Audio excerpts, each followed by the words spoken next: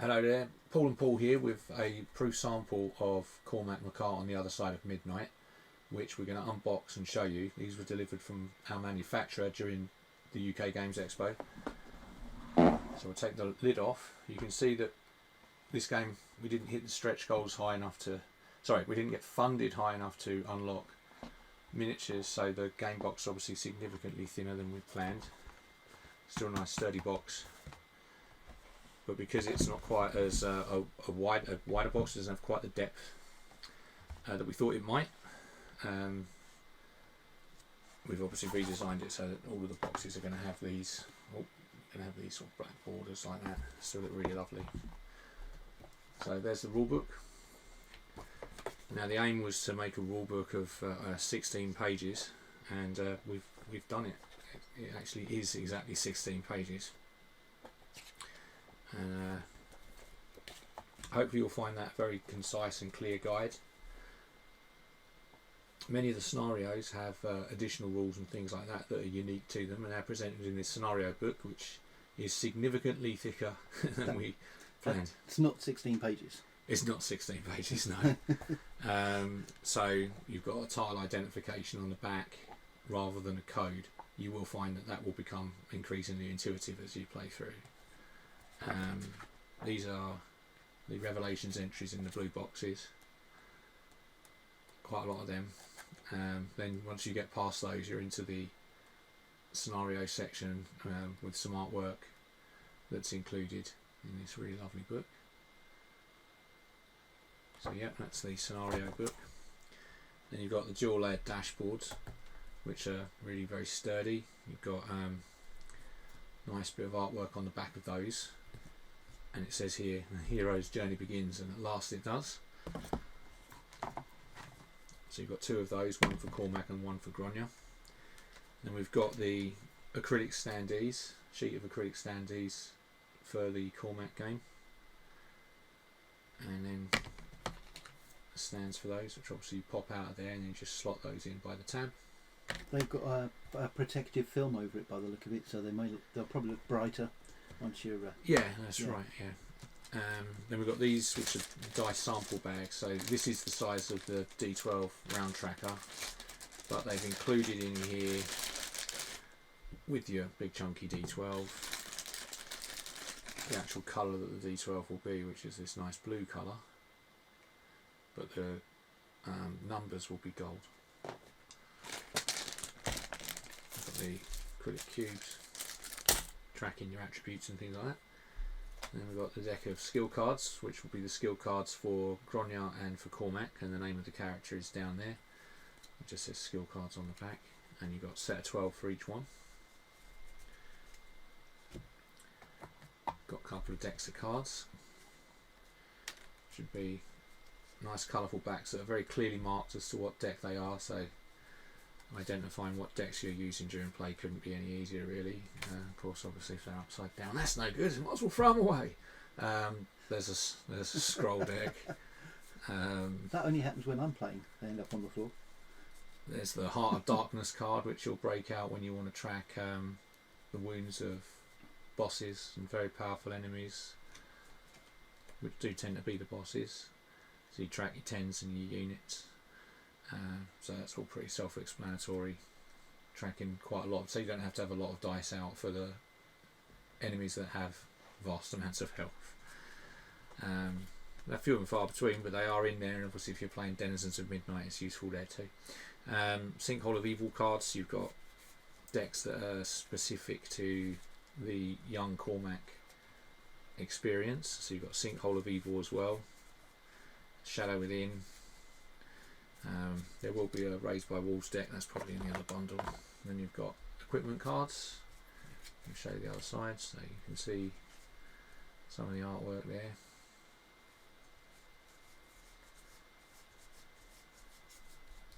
Okay. And then there's a potion deck.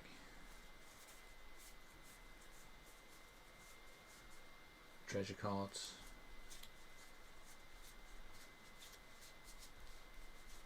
And the trap deck. And the trap deck's got blood spatter up there, just to let you know, when you get familiar with this card deck, the blood spatter is quite accurate. Yeah.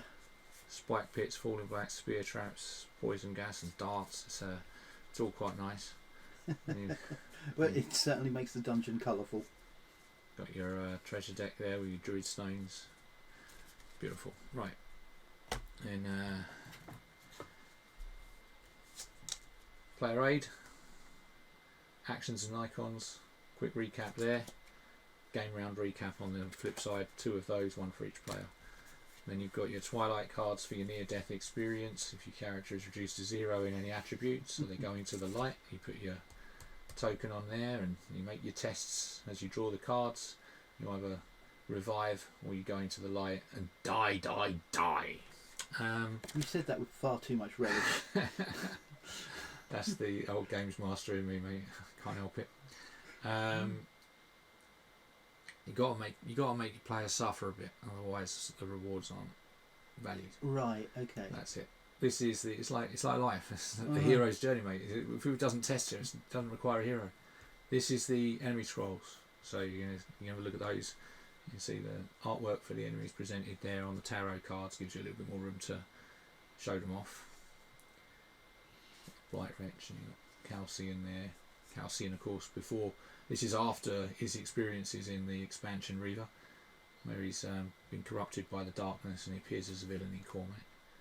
No spoilers, eh? For Caldos, he's got a second card because he's so bad he deserves it. And then the Blight Hag, and then the Blight Rat. And then lovely card backs. Right. Then we've got token sheet 1. So you've got the World True of Winterfrost there. So if we hadn't got that unlocked, you would just have that token. Now you've got the token, and if you've got the miniatures, you've got the miniature as well. It's not really a miniature, is it though? It's more of an actual tree. It's about a resin tree. It's about the size of an apple tree, isn't it? Yeah, that's it. So yeah, you've got the spike pit traps, the stairs, gas traps here, the cauldron, and these are the flaming skull traps and the poison skull traps, and these are the blight leeches. Yeah, so that's quite I don't nasty. like those. Yeah. It's alternate side there for the vampire tree when that gets involved. Oh, spoilers again! Yeah, you're gonna have to stop doing that. I will nip it in the bud. So we've got treasure chest, search tokens, rubble tokens here, the soul tokens.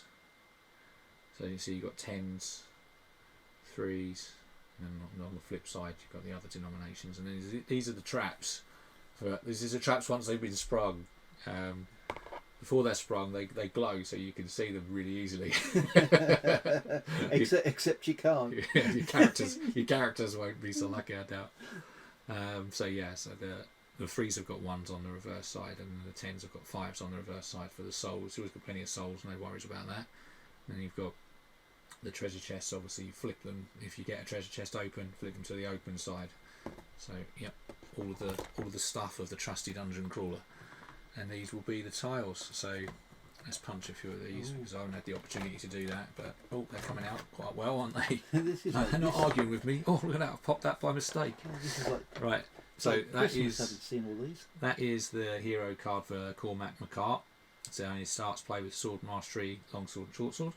These are his attributes, and on the back you've got like the sepia image of his art, and you've got his backstory. Which is also, I think, in the art book, right? Show them how it fits in there. I will.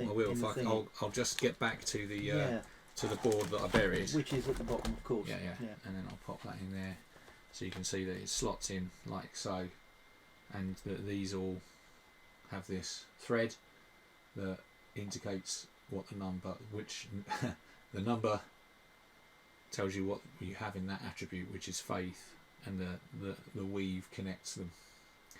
So you can see down there. So each new hero card. So you can use these in the expansion for Reaver too. So you'll put Calcian's hero card in there and it just changes up. So not rocket science, is it? We'll move on, shall we? So here we've got Gronya. So she's obviously got completely different attributes, and she actually starts play with 3 skills to offset the fact that her attributes are a little bit lower.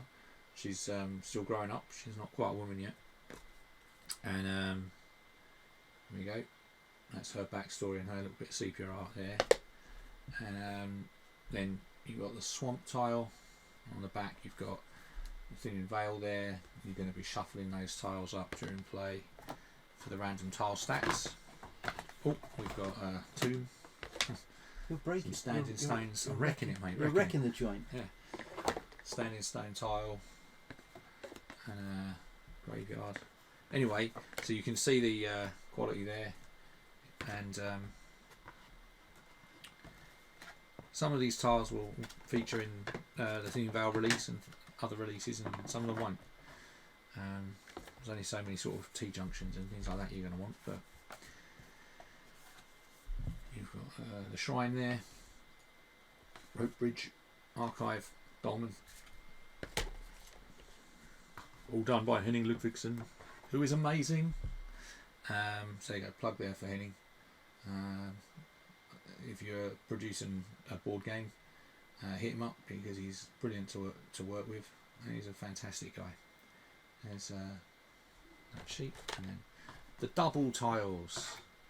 So you've got your crypt and you've got your gardens, and obviously we could, with these, you're not going to shuffle them, and so we could have made them double-sided and put some extra tiles in for the double rooms, but at some point there could be some large rooms that do get shuffled up. Not to say that there were other plans, but it could be the case that down the road another Cormac expansion might build on this, and then you might be shuffling the larger tiles.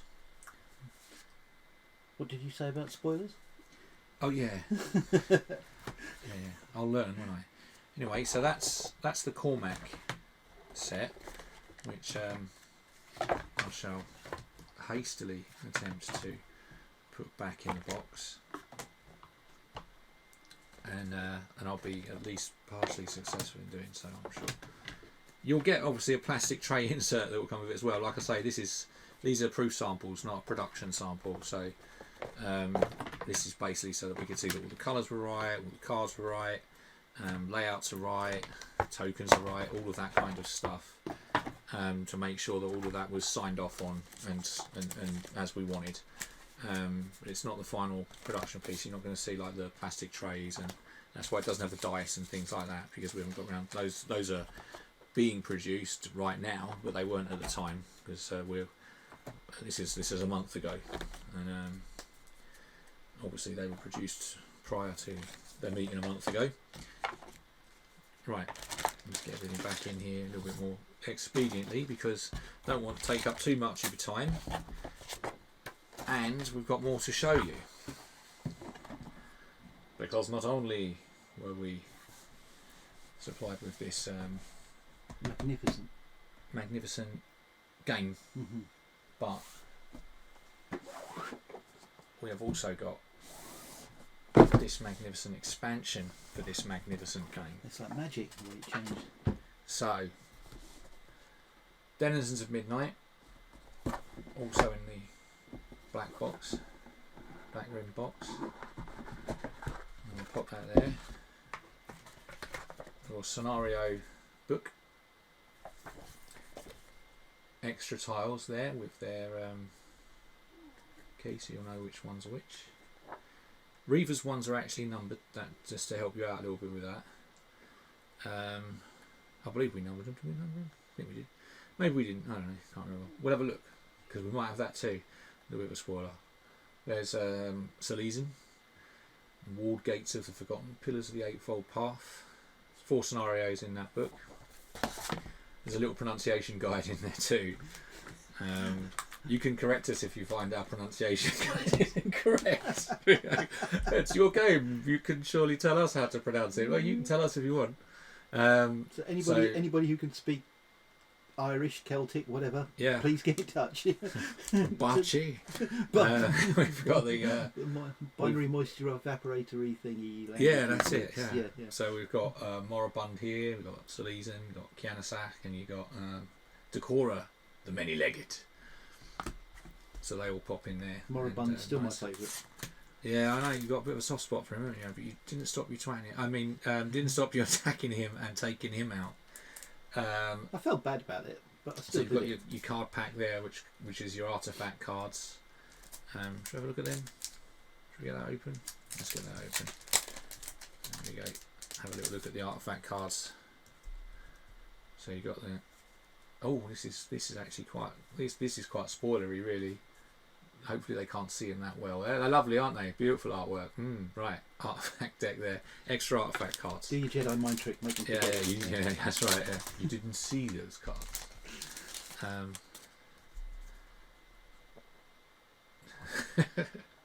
The Nightmare Tree, the enemy scrolls. So the Nightmare Tree is the flip side of the World Tree token, so you can use that. Very nice. Then you've got the gates. These are used during the scenarios in an interesting and innovative way. It's you being mysterious again. Yeah. I've given enough spoilers, right? Other games companies are watching. I don't want to rip me off. That's what it is. At least let me get it out before it. I'm sure it's used in many games.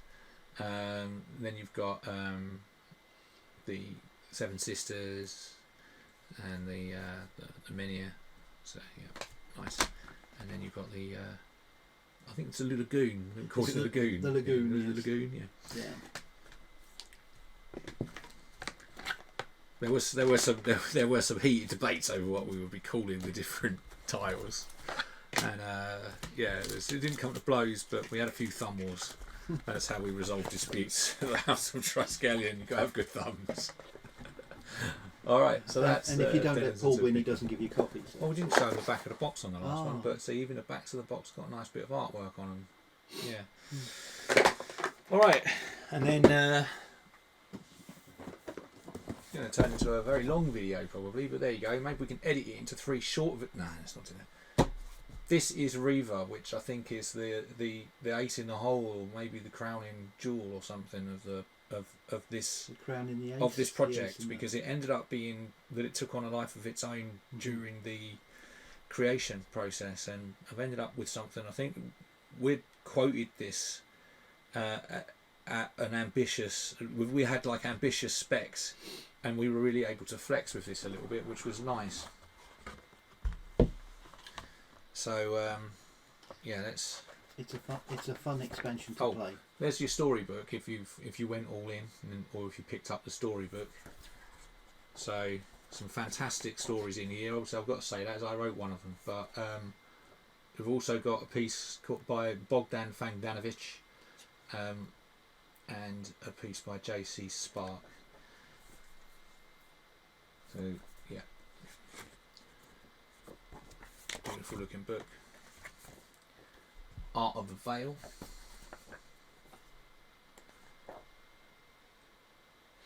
Most of the art was either done by myself or Ludolfo Mandicini. There's a few bits that were done by Maxim Costin. Trying to think if anybody else was involved in this one. If anyone else was involved in this one, and I haven't mentioned your name, I am really sorry. The sculpts were done by Andrew Cozen, who is our lead digital sculptor at the House of Triskelion. I thought it was towers. No, It's just the house. Okay. yeah, that's House of Triskelion. We've had to downsize a bit. We might get the towers one day. Okay. The castle, right? Yeah. Triskelion we'll Castle. Triskelion. Well, we'll see how it goes. We'll see how it goes. This is the scenario book, but as you can see, this scenario book is probably got as much going on in it as the main game. I would say it's a game in itself. Really, it just uses all of Cormac's components and its own to give you a completely different gaming experience, and you'll see the versatility within the game mechanics and the game system and the ways it can be applied. So you'll see a few different iterations of it. You'll see the sort of the deep immersion narrative and choose your own adventure style of Cormac. You'll see the boss battler on the back end of a D&D type scenario of exploration, like the World Explorer of Denizens of Midnight, and then you're going to see this, which is more of a taut type dungeon crawl that's quite tense. It's got quite a lot more grimdark humour in it. I think that it was immense fun to create, and I felt really privileged that I had the opportunity to really deliver something to you that I think will be somewhat more than expected. At least I hope that's the case. I hope it's well received and that people enjoy it a great deal. That's always a hope, I suppose, when you work on a project, even some of the ones that don't end up seeing the light of day. So you've got your designer's notes. There is a little bit of repetition there because you've got the introduction, and I do talk about a few of those things in the designer's notes.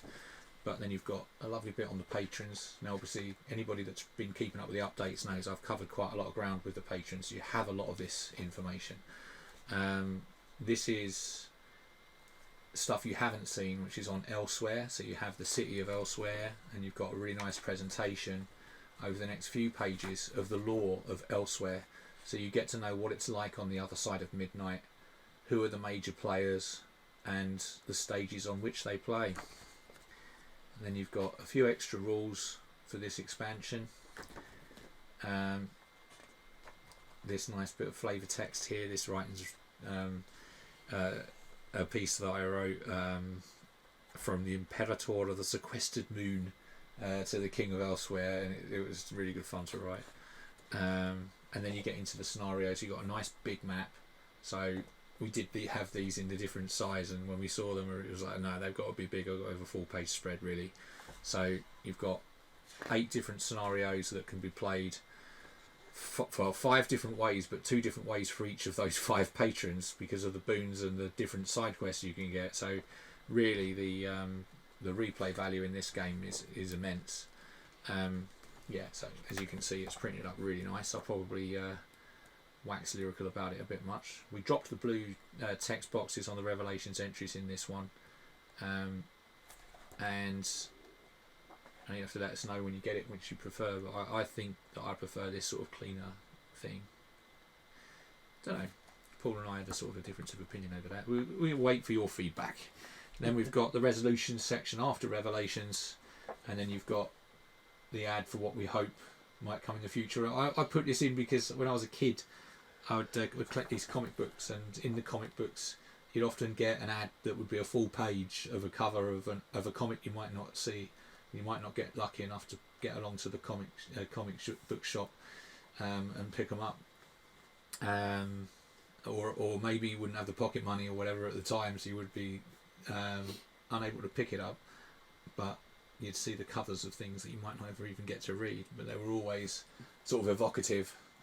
I was hoping to do much the same there with the Death Pits of Nightmare. Maybe one day, eh? And you got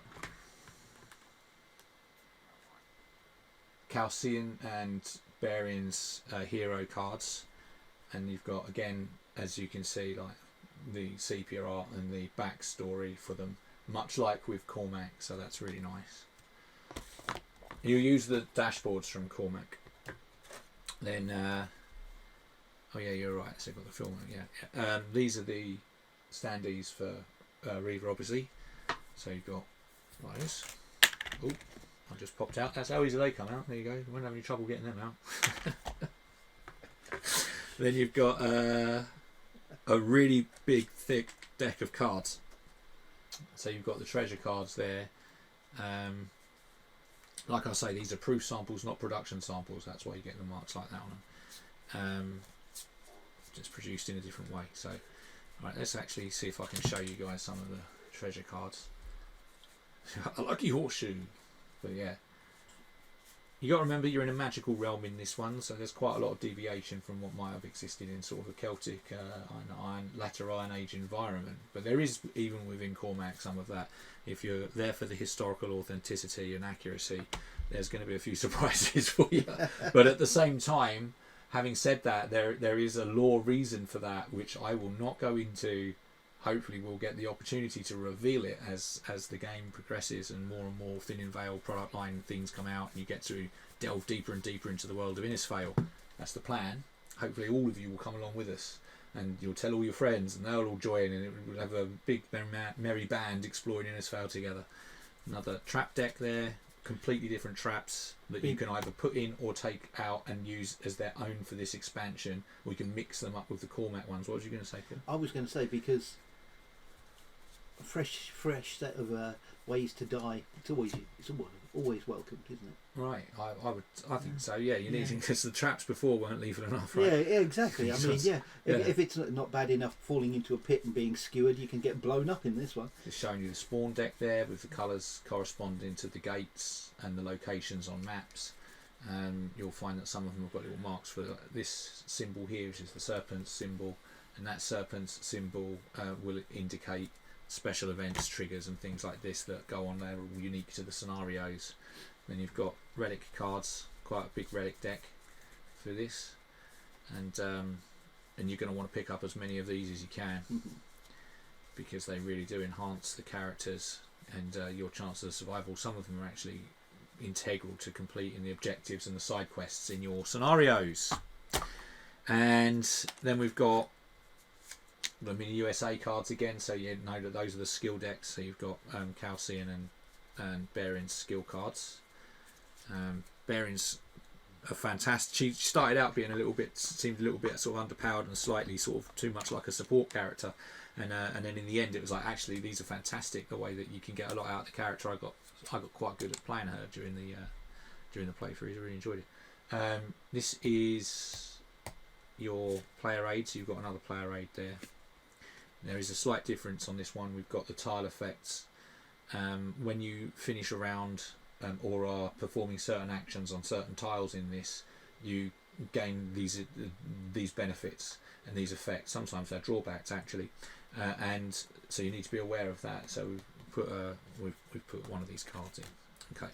Then you've got the Twilight deck, which are completely different to the ones in Cormac, because Cormacs are tied to the Blight and your battle against Vorkaldos. However, with this, they are tied to the other side of Midnight, Elsewhere, and the fantastical that is sort of the everyday in the Feywild. Then you've got your enemy scrolls, which are lavish. They really are lovely. Then you've got, this is the patron deck. So you can see these cards are all going to look quite similar really, because they're all each one outlines what your objective is for that patron through that scenario, and the scenario number is at the top to tell you that that pertains to scenario 8, for example. And then you've got two there, and you've got Calderburns, Capricia, and others. We've got 5 total from the Conclave of 9. Marquis of Malice there, and maybe some of the others will make an appearance at some point. Almost gave away a spoiler there with that last card. Better not do that. Don't do that. So that's the that's actually the patron deck, which changes up the way that you play the scenarios, and you have like two different Bane boon picks. You've got 2 different side quests, sometimes 3, and an objective for each card, for each patron, for each scenario. And obviously you're only going to be serving one on a playthrough, and Baron's doing her own thing. She's not serving a patron typically. So yeah, there's a lot of replay value within this. So then you've got the token sheet for this. So you can see the Twilight tokens for if your characters are reduced to 0 health, or 0 in any attribute and you go into Twilight. You put that on the card to track their position. You've got your relics and you've got your gates. The gates aren't just coloured, they do have the icons on the other side too. So yeah, let's have a look at the other side. And you can see the charnel keys, and you can see the barrels and the arcane seals, the mirror tokens. Yeah, that's all really nice. And then you've got the tile set for Reaver, which are all going to pop out quite easily as well, it would seem. So let's pop a few and see what they're like. I love the tile art we got for this. So as you can see, we did indeed put the numbers in the corners here. you'll have to let us know. I think it's a good approach, but sometimes it sort of gets in the way a little bit of the immersion when you're playing the game. But then we put a lot of tokens in, so I suppose you could argue one way or the other with that. So just like with the others, you've got that on the back, and you can obviously mix and match if you want to start designing your own scenarios, your own tile stacks. Use tile effects from this game, mix them in with an even number of tiles from Cormac, and you'll have your own sort of game, and maybe you could have a boss to fight at the end of each level, play through 3 levels with progressively more difficult bosses, and you would create your own stories like that, and it'd be very easy to do, and very engaging. You could use any of the fate tables presented in any of the games to roll randomly when you enter a new tile, and basically that's how you could generate your own dungeons and play sort of infinite numbers of the games, really. If you just want to have a dungeon crawl with some random treasure, random loot drops, random enemies and random traps, you can do that using almost any of the tables from Cormac. You can mix the tiles, as I've just said, use the tile effects from this. Every 4th time you get a serpent, you could put a gate in, and then you could spawn in some new enemies like that. You could decide to assign enemy type A, B and C from those cards to any of the enemies in the game, so they can spawn in and make things a bit more spicy. Yeah, there's all these different options in this game that I think you could just, really it's your own sandbox once you get through the games and once you get through the scenarios. If anybody does create a scenario that they're particularly proud of, or even just want to share with other people, send it in. I'll put it on our website. I'll have a page, and then people can download your PDF. Yeah, absolutely. I think that if people want to do that, that would be pretty amazing. I think develop that sort of community thing that's going on with some of the other games out there, like Domicile. They've got quite a good community that do that, and it'd be lovely to see creativity. So yeah, that's Reaver anyway, and I'm really impressed with it, having not looked at it in any great detail because we've been so busy.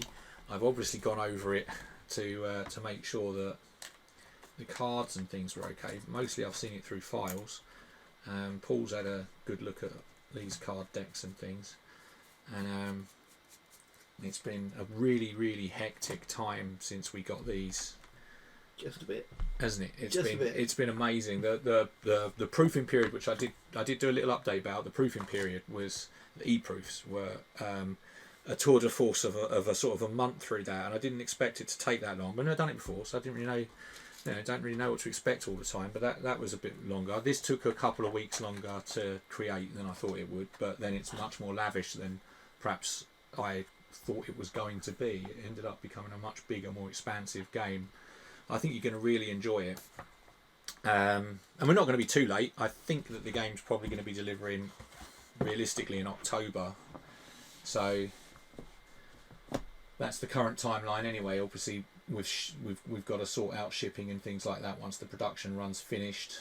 Not really a lot to add, is there? Maybe that the production run's going to end in early August, we're told. So hopefully early August. Yeah, I think she said the first week of August. Right. Yeah. So that's where things are with the project at the moment. There's the proof samples. We'll have production samples at some point in the future, but it won't be long after that, and the games will be on the boats and then reaching the hubs and getting out to you all. So thanks for your time. I hope you've enjoyed the video, and we hope that you have a great time exploring Innisfail as you play through your game and its expansions. And then stick with us because we've got a lot of exciting projects coming up. We've got Red Mist Adventures currently launched on Tribes, which is now purchasable on the Only Games section of the My Mini Factory site. So you can buy that and start playing that straight away. Link is in the description. Yep. Then you can come and join us in the Discord, see what else we've got going on. If you join our Discord community, we've got Vikinger in the works, which you might not have seen, but it's up on Gamefound at the moment with its own page, a preview page. We've got Red Mist, the skirmish game. That's still in development. We are working on a third sort of expansion thing for that right now with an extra warband.